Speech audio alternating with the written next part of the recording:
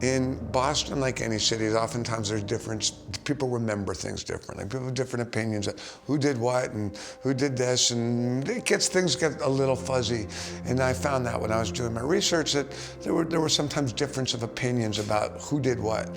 There's never been a difference of opinion or any question about Dun Meng, who's this, 5'5", 130-pound Chinese immigrant, speaks a little bit of English, very entrepreneurial, started this company from nothing, taught himself English, earned some money, wanted to buy a car, bought himself this Mercedes SUV.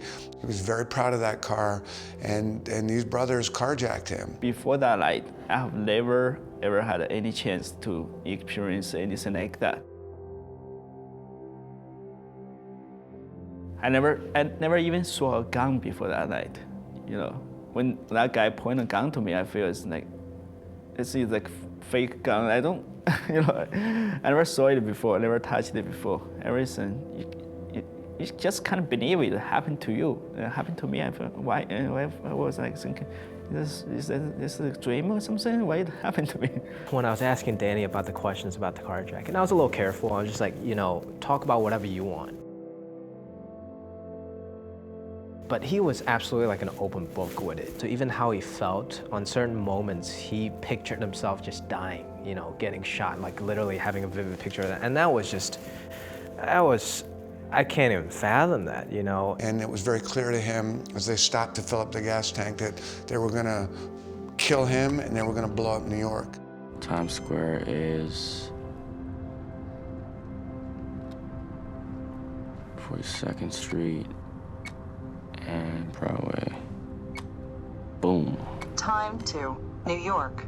3 hours, 42 minutes. And this young man had the courage to act and to fight back. And when I sat down with him and heard his story, I was very touched. And I just remember thinking, like, you just don't judge people quickly, because this is a guy you would never think would have that kind of courage or that ability to, in such a terrifying situation, to stay cool, to strategize, to plan out an escape, and then to execute that escape. He's just a wonderful young man. Yeah, I never sort of me myself as a hero, because in my personal point of view, I think a definition of a hero means somebody willing to sacrifice himself to help somebody or save somebody else. But what I was trying to do in that story, I was just trying to, save my own life. This is probably my favorite story of the whole film, because the first time I met him, he told me the whole story, and he said that he was in the car, seatbelt on, next to Tamerlan, the big brother, who had the gun right next to him. The younger brother was in the gas station. He knew that the younger brother was about to come out. They were gonna get in the car, they were gonna head to New York, they would kill him, dump him on the side of the road, they were gonna go to... And he said he knew he was gonna die. He said he could smell it, smell the death in the car.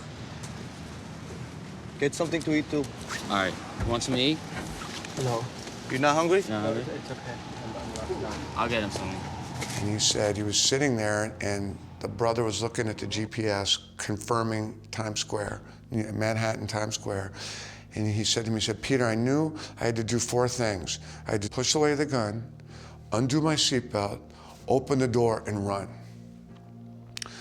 And he said he didn't think he could do it. He said, I don't think I can do these things, and I can't do it, and I'm gonna die. He said, I know I'm gonna die. He said he started thinking about his mother and his father back in China. He said they're gonna be very sad, I'm gonna die, their parents are gonna be very upset. What I was thinking is because I was thinking about should I put my life in those 2 brothers' hands while the terrorists? Should I put my life in the terrorists' hands or should I put it in my own hands? I choose to trust myself. I choose to put it in my own hands. He said, then I started thinking about my car and how hard I've worked for my car and how much I love my car and how proud I am because I earned this car and I bought this car. And I'm thinking that these guys are gonna take my car and they're gonna destroy it. And then, Peter, I start getting very mad. And I think to myself, fuck this guy. Fuck this guy. And I did it. I pushed the gun, I hit the seatbelt, I opened the door, got out, I run. I did it. And I was like, oh, like you're a bad man. You know what? It took a lot of balls to escape like you did. Hey, you're a very brave guy. Do you hear me? Go catch those motherfuckers. I was with him in Boston 2 days ago, and you're walking down the street, and 99% people don't even look, they're just in there.